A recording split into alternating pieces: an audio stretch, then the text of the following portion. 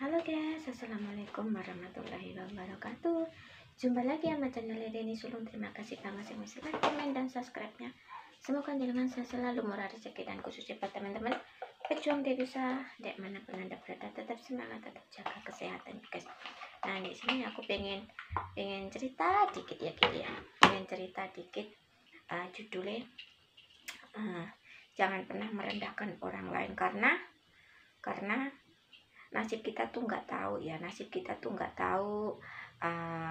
umur juga nggak ngerti kan, kapan kita diangkat derajat sama yang di atas dan kapan kita akan dijatuhkan kayak gitu kan.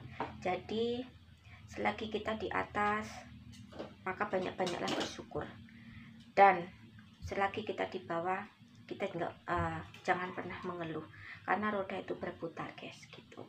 Kita nggak selamanya ada di atas dan kita nggak selamanya ada di bawah, karena kehidupan itu seperti jam yang berputar gitu loh.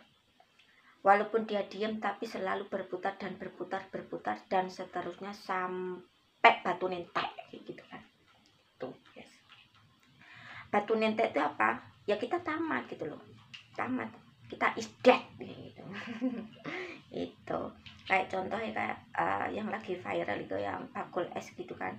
Nah yang dihina dengan celotehan kayak gitu. Nah gitu apa namanya ya apa yang di atas tuh nggak selalu jadi teman baik kita guys. Yang di atas tuh kalau kita tuh nggak setia pasti aib-aib kita akan dibuka gitu loh.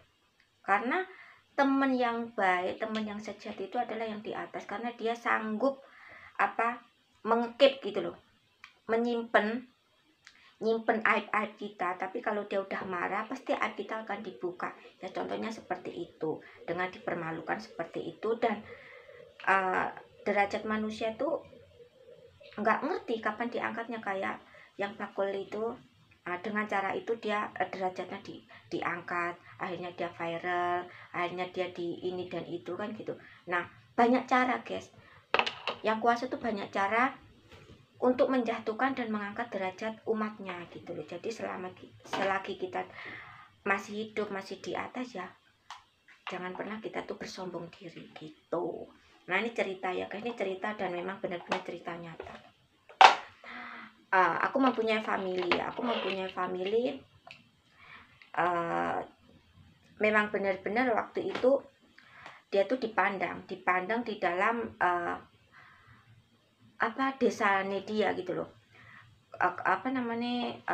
Orang terpandang lah, ibaratnya banyak duit bla bla bla, tapi dia itu lupa guys, dari mana asal usul duit itu gitu loh.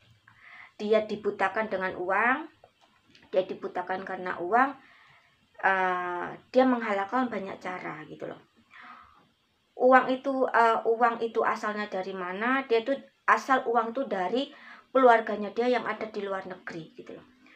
Sumber keuangan dari keluarganya dia yang dari luar negeri, dan dipergunakan untuk kepribadian dia sendiri gitu loh. Nah ya gitu guys. Tapi waktu itu memang dia jaya, orang itu jaya, memang benar-benar jaya. Semua orang yang membutuhkan uang larinya ke orang itu gitu loh, minjem uang, gadein sawah, gadein ini, pokoknya larinya ke orang itu. Tapi dari sumber keuangan itu bukan dari dia gitu loh, sumber keuangan dari orang yang bekerja di luar negeri gitu. Nah dia lupa diri guys, bahkan dia itu berseteru dengan orang tuanya, berseteru dengan keluarganya kayak gitu kan. Dia sampai tidak mau mengakui kalau orang tuanya itu masih hidup.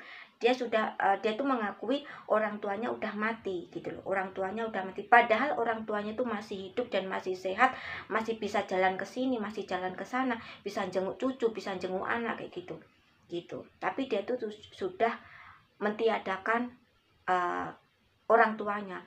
Dengan berjalannya waktu, apa yang dia miliki, harta apa yang dia berikan, yang diberikan dari Tuhan, itu habis berlahan-lahan dan kocar-kacir guys, jatuhnya. keluarganya tuh muat mawut gitu loh, ruwet, amburadul gitu. Nah, itu sebenarnya teguran, guys. Itu teguran dari sang kuasa. Kalau dia sadar mungkin dia insaf, kalau nggak sadar mungkin dia ngeluh gitu loh. Mungkin dia ngeluh gitu. Harusnya dia sadar, tapi alhamdulillah nggak tahu dia sadar apa enggak. Gitu, guys. Gitu. Nah, banyak pokok ceritanya itu banyak dari dia itu sampai ngomong orang tuanya udah mati gitu. Itu sebenarnya gara-gara uang ya, guys. Itu sebenarnya gara-gara uang. Uang itu sumber permasalahannya adalah uang. Jadi uang itu bisa memperbudak kita kalau kita tuh tidak bisa apa namanya ya, mengendalikan. Harusnya tuh manusia mengendalikan uang, tapi uang yang mengendalikan manusia. Otak kita tuh dikendalikan dengan uang kalau kita tuh memang benar-benar nggak bisa kontrol gitu. Itu, guys.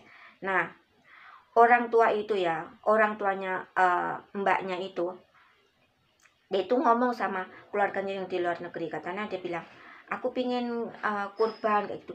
Terus anak mana apalagi anaknya tuh di luar negeri. Terus orang tuanya tuh bilang, pingin kurban seperti teman-teman yang lain. Nah, terus dengan berkat doa nih orang tua ya, guys, mungkin rezeki itu banyak, entah dari penjuru mana, akhirnya bisalah beli sapi gitu, guys, untuk kurban orang tua. Nah, di situ ya, guys, orang yang tadi yang tidak mengaku orang tuanya itu tadi, yang udah mematikan gitu lah, akhirnya semua barang yang ada di orang tuanya itu diambil dan disita gitu. Katanya punya utang lah, katanya punya ini, katanya yang di sana punya utang sekian barang yang ada di sita semua nih, guys, gitu. Nah, disita dari sapi, dari semua nih, dari sapi, motor, apa tuh disita semua. Bahkan dia itu ya parahnya lagi, orang tuanya itu ya dalam jangka 2 tahun ya, orang tuanya itu dalam jangka 2 tahun kan, orang yang di luar negeri itu selalu kirim uang kan untuk kebiayaan, untuk kebutuhan orang tuanya itu, misal kebutuhan beras, apa itu nyawa ini gitu. Nah, tapi orang tua tuh nggak ngerti sumber uangnya tuh dari mana. Ngertinya tuh dia tuh minta anaknya ini beras lah 2 kilo, uang lah 50.000, uang lah 20. Itu selama 2 tahun dihitung, guys, di totalnya 11.500.000, guys. Nah, adakah teman-teman yang seperti itu merawat orang tua selama 2 tahun di total gitu? Adakah teman-teman yang di luaran sana merawat orang tuanya? Itu orang tua masih sehat ya, belum lumpuh, masih sehat. Nah, di total 11.500.000 itu adalah utang kayak gitu. Utang ada nggak di situ? Kalaupun misal ada, kalian insaf, daripada nanti kalian tuh rezekinya bener-bener rezekimu diperes sampai kering sama yang kuasa, kalian tuh nggak punya, bener-bener kalian tuh nggak punya rezeki, guys, gitu loh. Bener. Jadi selagi orang tua kita masih ada, kita tuh harus bener-bener membahagiakan orang tua gitu.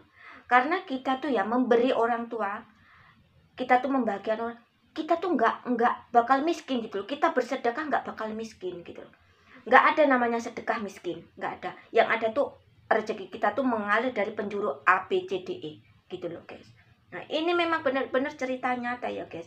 Memang cerita nyata, bener nyata, ini real, memang benar gitu loh, gitu. Nah, selama 2 tahun itu harus membayar 11.500.000, motor disita, sapi untuk korban disita, dan parahnya lagi membayar 11.500.000 untuk kebutuhan hidup selama 2 tahun, guys. Itu 11.500.000 itu selama 2 tahun, dari uang 25.000, uang 10.000, uang 20.000, beras 2 kilo itu. Alangkah itu sama aja mencerminkan diri dia sendiri. Nah, dari situ yang kuasa tuh udah nggak kuat membongkarlah aibnya si orang itu tadi gitu. Dan memang benar guys, dari situ. Nah, keluarganya yang di luar negeri itu pontang-panting untuk membayar ini membayar itu demi orang tuanya gitu loh. Gitu benar guys. Habis-habis yang familinya yang di luar negeri itu ya, habis-habisan untuk apa ya, menutup yang dituduhkan bahwa orang tua ini mempunyai utang si anaknya ini tadi yang tidak mengakui orang tuanya guys, gitu. Itu memang benar-benar anak itu memang keturunan Dajjal gitu loh. Anak itu memang keturunan Dajjal, dan sampai sekarang ya anak itu ya makan aja susah gitu. Karena apa? Ya itulah. Harusnya tuh dia tuh mikir, harusnya dia tuh apa ya? Guys, sadar diri. Kenapa ya aku kayak gini? Kenapa ya aku tuh nggak punya rezeki? Kenapa ya kok aku susah? Kenapa ya kok kehidupanku morat-marit? Harusnya dia tuh berpikir kesalahan apa yang pernah dia lakukan gitu loh. Gitu harusnya. Tapi malah enggak gitu loh. Gitu. Sebenarnya tuh kita diuji mungkin diuji sakit, apa ini apa itu karena Tuhan tuh masih sayang sama kita. Sayangnya apa? Agar kita tuh berubah gitu loh. Jangan kita mengeluh gitu loh. Nah, di situ memang benar-benar ceritanya tuh ya guys. Allah itu enggak tanggung-tanggung untuk menjatuhkan umatnya, untuk membuka aibnya umatnya sendiri gitu loh. Dan enggak tanggung-tanggung untuk mengangkat derajat atau menjatuhkan derajat umatnya. Jadi selagi kita di atas, selagi kita masih berada, jadi kita tuh jangan pernah merendahkan orang lain gitu. Gitu. Intinya di sini tuh kita tuh saling menghargai, jangan pernah merendahkan orang lain, karena nasib kita tuh nggak pernah tahu gitu loh. Gitu. Karena orang yang miskin belum tentu selamanya dia miskin, orang kaya belum tentu selamanya dia tuh kaya. Dan di sini sepinter-pinternya orang yang di luar sana, kalau kalian tidak punya adab, kepintaranmu itu nggak ada artinya gitu. Dibanding lagi dengan orang bodoh yang nggak tahu apa-apa, yang nggak bisa baca, nggak bisa tulis, tapi dia tuh beradab. Lebih berharga orang yang beradab daripada orang yang pintar gitu loh. Orang yang pintar tuh belum tentu beradab, orang yang goblok belum tentu dia tuh nggak punya adab gitu loh guys. Nah, disitulah pokoknya buat teman-teman, kita tuh saling menghargai, jangan saling menyentil, jangan saling mencubit gitu loh. Apapun itu kita tuh saling menghargai, karena walaupun kita berbeda-beda, kita tuh tetap sama gitu loh. Kita tuh tetap sama ciptaan yang kuasa gitu. Nah, pokoknya salam sehat, salam sejahtera. Assalamualaikum warahmatullahi wabarakatuh.